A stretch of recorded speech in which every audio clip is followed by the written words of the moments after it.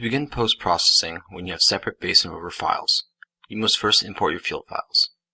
Do this by right-clicking on the Observations folder on the StarPoint screen and selecting Import. This will open a Windows Explorer window for you to locate the files you wish to import.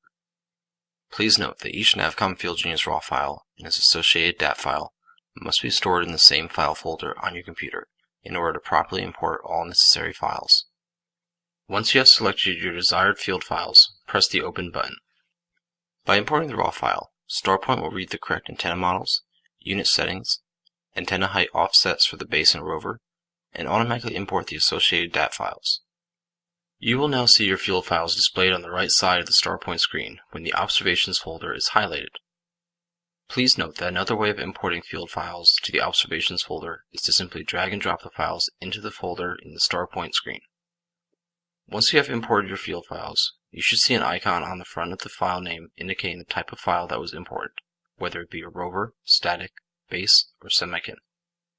If the file type is incorrect, you can right-click on the file and choose the correct file type from the pop-up menu. To change the predefined settings for file types, you can select the Tools drop-down menu from the top of the screen and click on Options. Then select the Data Files tab at the top of the screen, and you are able to configure which file type should be associated with files that contain no site, contain one site, or contain more than one site. You can also tell StarPoint to automatically import coordinates from the global site database.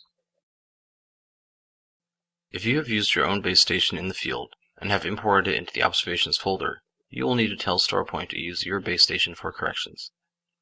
First, make sure that your base station file type is base. Then select the Edit drop-down menu from the top of the screen and click on Site. This will open the Site Editor.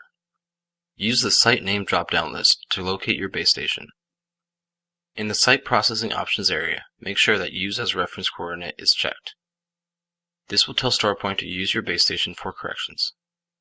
Compute Average Single Point Position will compute an average position, and the position calculated will be set in the site coordinates. This is typically used if you do not know the position of your reference station. The site coordinates area will display the latitude, longitude, and ellipsoidal height of your reference station.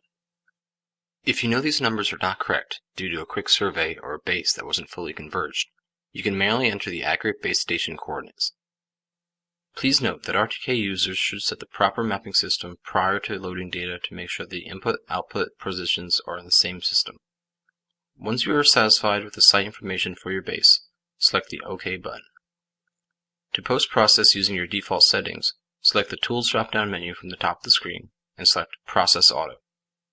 Processing using the default settings will automatically perform processes such as downloading the bases and orbits, unless you import your own base, merging bases if necessary, defining combinations, processing the data, creating loops, and make network adjustments.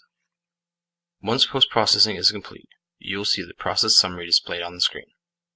At the top of the screen, you can select your type of process summary from a drop-down list, allowing you to choose between All Processed, which reports on everything that is processed in the project, Last Processed, which reports on what was processed the last time a process was requested, or Project, which will report on everything in the project.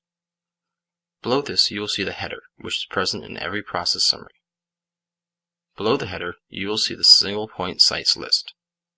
This is a list of all the points that you selected the Compute Average Single Point Position option for in the Site Editor. Here you are given the site name, the status after processing, the latitude, longitude, and ellipsoidal height if the current mapping system is a geographic system, or an X and Y and ellipsoidal height when the current mapping system is a projected system. Below the Single Point Sites is the Baselines list. This list contains each baseline's name and occupation number, status, and solution type. Status will appear as one of three results: either Success, indicating that the solution was computed as requested, Warning, which indicates that the solution was computed but the results have not reached a high level of accuracy, or Failure, which indicates that the process has failed. Solution type will display the type of solution that was computed. Also, you are given the vector distance between the two sites of the baseline after processing, the RMS, or root mean square for the vector calculated between both sites, and the RDOP, or relative dilution of precision. You are also given the ratio quality factor, which is a number higher than 0 when you have a fixed solution. The smallest value for a fixed solution is 2.5, while a ratio quality factor larger than 5 means that the result can be accepted with very good confidence. In general, the larger a ratio quality factor you have, the more confidence you can have in the result.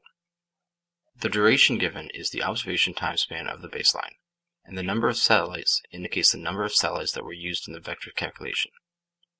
In the number of epochs section, you are shown the total number of epochs that covered your baseline, the number of epochs used to solve the baseline calculation, and the percent of solved epochs compared to the total epochs. Below the baselines is the trajectories section. This section is divided into two tables. The first table shows your base station. Here you are given the base station name and a latitude and longitude if you are using a geographic mapping system, or an X and Y coordinate if you are using a projected mapping system. You are also given an ellipsoidal height, an undulation of the geode based on the geoid model indicated in the header section, and a mean sea level height for the base station. Also, you are shown the scale factor and central meridian bearing of your base station. Below the base station table, you are given the rover table.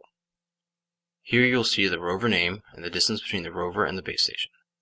You will also see the number of epochs displayed in three categories: the total number of epochs covering the trajectory, the number of epochs that were covering the trajectory which were used to solve the calculation, and the percent of solved epochs compared to the total number of epochs. In the number of sites section, you will see the total number of sites observed in that rover file, the number of sites with a fixed solution, the number of sites with a float solution, the number of pseudo-range sites, the number of sites that failed to be processed, and the number of unprocessed sites.